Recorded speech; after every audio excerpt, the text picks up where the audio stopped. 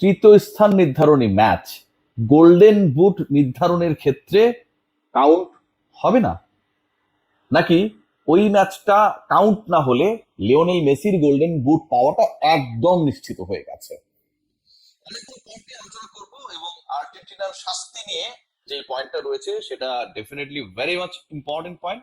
এবং সেই ঘটনাটা বিশ্বকাপ ফাইনালে, মানে হচ্ছে বাংলাদেশের 19 তারিখ দিবাগত রাত 1টায় যে ফাইনাল ম্যাচে আর্জেন্টিনা এবং স্পেন মুখোমুখি হবে, সেই ম্যাচের আগেই এই দলটাকে শাস্তি দেওয়ার মোটামুটি একটা সিদ্ধান্ত গ্রহণ করা হয়ে গেছে। লিওনেল মেসির গোল্ডেন বল কনফার্ম হয়ে গেছে এবং সবকিছু মিলিয়ে এই আলোচনা যখন, ঠিক তখন গোল্ডেন বল নিয়ে আলোচনা করে বুট অ্যান্ড দেন আর্জেন্টিনার শাস্তি এই পয়েন্টে ডিসকাশন করব। এবারের বিশ্বকাপে লিওনেল মেসি যেভাবে খেলেছেন, লিওনেল মেসি যেভাবে শুধু গোল করেননি, করিয়েছেন, এবং যেই ম্যাচেস গুলোতে তিনি গোল করতে পারেন নাই, পার্সোনালি গোল করতে পারেন নাই, গত ম্যাচে তিনি ওভাবে গোল করার সুযোগ আসলে পাননি, তো গোল করতে পারেননি যে ম্যাচেস গুলোতে, সেই ম্যাচেস গুলোতে লিওনেল মেসি যেই ম্যাচে গোল করেছেন তার থেকেও বেশি বিধ্বংসী হয়ে আবির্ভূত হয়েছেন। দুটা ম্যাচ নিয়ে যদি ডিসকাশন করেন, এবং এই দুইটা ম্যাচ আসলে আর্জেন্টিনার গতিপথ এবারের বিশ্বকাপে ডিসাইড করে দেয়, লিওনেল মেসির গোল্ডেন বল পাওয়াটাও নিশ্চিত করে ফেলে।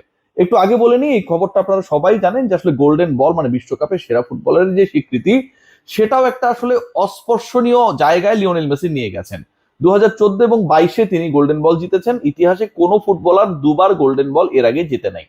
এবারও লিওনেল মেসি গোল্ডেন বল নিজের করে নিয়েছেন। এখন আপনারা বলতে পারেন যে অফিসিয়াল তো এখনো হয় নাই, সেই গোল্ডেন বল হ্যান্ড ওভার হবে বা লিওনেল মেসি জিতেছে এ ব্যাপারে তো ফিফা কোনো কিছু বলে নাই, জাস্ট জানিয়ে রেখে যে ফাইনালের আগে, ফাইনাল ম্যাচের আগে আসলে গোল্ডেন বল কে পাবে সেই ডিসিশনটা মেক করা হয়। সো ওই যে বললাম যে ইজিপ্ট এন্ড ইংল্যান্ড ম্যাচে Lionel Messi the way he played, এবং এই দুই ম্যাচে লিওনেল মেসি গোল করার থেকেও যেই 3টা অ্যাসিস্ট করেছিলেন এবং যেটার কারণে আসলে আর্জেন্টিনা এত দূর এসেছে, সেটাই ডিসাইড করে ফেলেছে, ডিসাইড করে দিয়েছে যে বিশ্বকাপে লিওনেল মেসি, যিনি এর আগে দুবার গোল্ডেন বল জিতেছেন, বিশ্বকাপের সেরা ফুটবলার হয়েছেন, সেই তিনি তৃতীয়বারের মতো গোল্ডেন বল জিতে ফেলেছেন।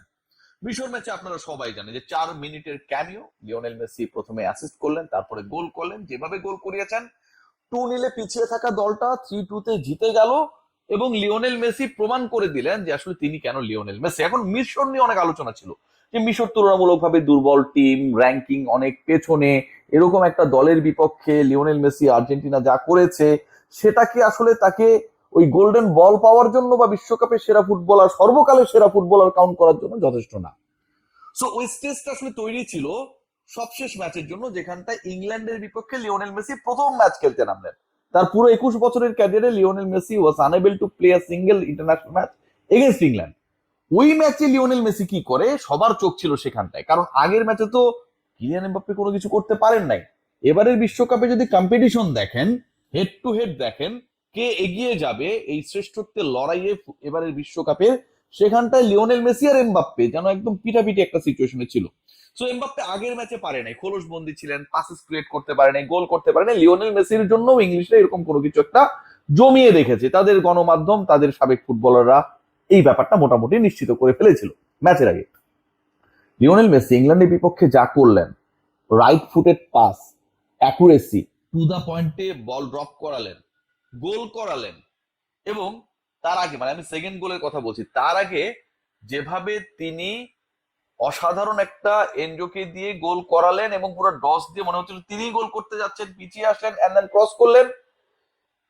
এবারের বিশ্বকাপে ওই দুইটা মোমেন্ট মাত্র 7 মিনিটের ব্যবধানে লিওনেল মেসি 85 থেকে 92 মিনিট পর্যন্ত এই ঘটনাটা ঘটালেন, সেটা ডিসাইড করে দিয়েছে রে ভাই যে লিওনেল মেসি তৃতীয়বারের মতো বিশ্বকাপের টুর্নামেন্টের সেরা ফুটবলার হয়ে গেছে, কারণ ভোটিংটা অলরেডি ডান।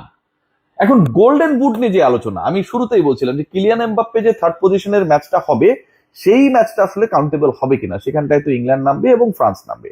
এখন ওই পার্টিকুলার ম্যাচ নিয়ে খুব ইন্টারেস্টিং কিছু তথ্য, অনেকেই বলছেন যে এই ম্যাচের ভ্যালু নেই, এই ম্যাচে গোল করলে সেটা আসলে কাউন্টেবল হবে না, এবং এই ম্যাচে গুরুত্বপূর্ণ মানে ফুটবলাররা নাও খেলতে পারে। লিওনেল মেসি যদি কোনো কারণে হেরে যেতে পারলে, আই ডু স্ট্রংলি বিলিভ যে থার্ড পজিশন ম্যাচে হয়তো মেসি খেলতেন না। কিলিয়ান এমবাপ্পে অথবা অন্য ফুটবলাররা, হ্যারি কেনরা, বেলিংহামরা, ওসমান ডেম্বেলেরা যেই ম্যাচে নামবে, এবং সেটা just before the final match, একদিন আগে, সেই ম্যাচের পারফরমেন্স গোল্ডেন বুট নির্ধারণে, মানে সেই ম্যাচে যদি কিলিয়ান এমবাপ্পে গোল করেন, এখন কিন্তু এমবাপ্পে পিছিয়ে রয়েছেন, কারণ এমবাপ্পে 8 গোল 3 অ্যাসিস্ট, লিওনেল মেসির 8 গোল 4 অ্যাসিস্ট, টপে রয়েছেন লিওনেল মেসি।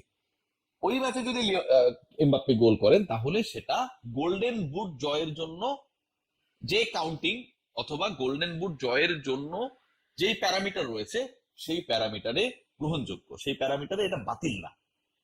কারণ থার্ড প্লেস নির্ধারণী যে ম্যাচটা হবে সেটা তো বিশ্বকাপেরই ম্যাচ, আপনি একটা ওয়ার্ল্ড কাপেরই ম্যাচ খেলছেন। আপনি গ্রুপ স্টেজের ম্যাচে যেমন পারফরমেন্স করেছেন, গোল করেছেন, অ্যাসিস্ট করেছেন, সেটা কাউন্ট হয়। নকআউট স্টেজের ম্যাচে যেটা করেছেন থার্ড পজিশনের ম্যাচটাও ঠিক ওই রকম একটা ম্যাচ। হয়তো ওই ম্যাচের হাইপটা কম, কারণ যে দুই দল মুখোমুখি হচ্ছে তারা শেষ পর্যন্ত ফাইনাল খেলতে পারে নাই। সো ওইখানটা একটা বড় চান্সেস রয়েছে কিলিয়ান এমবাপ্পে অন্তত 1-2 গোল দিয়ে লিওনেল মেসিকে চ্যালেঞ্জ জানানোর। এবং লিওনেল মেসি গোল্ডেন বল তো পেয়েই গেছেন, জাস্ট আনুষ্ঠানিক ঘোষণার অপেক্ষা। গোল্ডেন বুট পাবেন কিনা এটা দুটা ফ্যাক্টরের উপর নির্ভর করবে। একটা হচ্ছে এমবাপ্পে অথবা ডেম্বেলে, হেরিকেনরা থার্ড পজিশন নির্ধারণী ম্যাচে, ফ্রান্স ইংল্যান্ডের ম্যাচে কি পারফর্ম করেন, এবং তারা যদি গোল করে ফেলেন, স্পেশালি এমবাপ্পে যদি গোল করে ফেলেন, লিওনেল মেসি ফাইনাল স্পেনের এগেনস্টে গোল করতে পারছেন কিনা। পয়েন্ট নাম্বার 2, যে আর্জেন্টিনার শাস্তির যে ব্যাপারটা নিয়ে আমি কথা বলছি, আর্জেন্টিনাকে শাস্তি মোটামুটি দেয়া হচ্ছে, কারণ ওই যে ফকল্যান্ড দ্বীপ আমাদের সেই পতাকা নিয়ে, সেই ব্যানার নিয়ে উদযাপন করেছিলেন ফুটবলাররা, যেটা ফিফা স্ট্রিক্টলি নিষিদ্ধ করেছিল। এরকম কোনো কর্মকাণ্ড কোনো দল করতে পারবে না, কোনো পলিটিক্যাল অ্যাফিলিয়েশন ফিফার টুর্নামেন্টের মাঝখানে তারা কোনোভাবে দেখাতে পারবে না। এখন এই পয়েন্টের যে অ্যান্সারটা সেটা খুব ক্লিয়ার কাট, যে এটা শাস্তি হচ্ছে এবং ফিফা এটা তদন্ত শুরু করেছে। শাস্তি যেটা অ্যাকর্ডিং টু দ্য লস, এখন পর্যন্ত বিভিন্ন গণমাধ্যম মানে ন্যাশনাল ইন্টারন্যাশনাল জানা যাচ্ছে যে $5,000 to $20,000 শাস্তি হতে পারে। মানে সর্বোচ্চ শাস্তিও যদি হয়, এএফএ আর্জেন্টিন ফুটবল অ্যাসোসিয়েশন তাদেরকে মানে অ্যাকর্ডিং টু দা মানে কি বলবো ম্যানুয়াল বা অ্যাকর্ডিং টু দা বাইলস, যে এরকম একটা ঘটনা ঘটলে আসলে কি শাস্তি হতে পারে, বাংলা টাকায় 30 লক্ষ টাকা সর্বোচ্চ শাস্তি হতে পারে। সো এটা নিয়ে টেন্সড হবার অথবা হতাশ হবার আমি কোনো কারণ দেখি না। সো যে স্টোরিটা দাঁড়াচ্ছে সেটা হচ্ছে আলটিমেটলি লিওনেল মেসির গোল্ডেন বল হয়ে গেছে, আর্জেন্টিনার শাস্তি হচ্ছে এটা মোটামুটি নিশ্চিত। গোল্ডেন বুট পাবার যে লড়াইটা সেটা ডিপেন্ড করবে এমবাপ্পে এবং অন্যদের পারফরমেন্স থার্ড পজিশন নির্ধারণী ম্যাচে কি থাকে, এবং তারা ভালো করলে লিওনেল মেসি স্পেনের বিপক্ষে গোল পান কিনা। But I do strongly believe এবারের বিশ্বকাপে গোল্ডেন বল, গোল্ডেন বুট এবং ব্যালন ডিওর, যেটা আসলে বিশ্বকাপের পারফরমেন্সে ভিত্তিতেই বিশ্বকাপের বছরে নির্ধারিত হয়, সেটাও লিওনেল মেসি পেতে যাচ্ছেন। সবাই ভালো থাকবেন।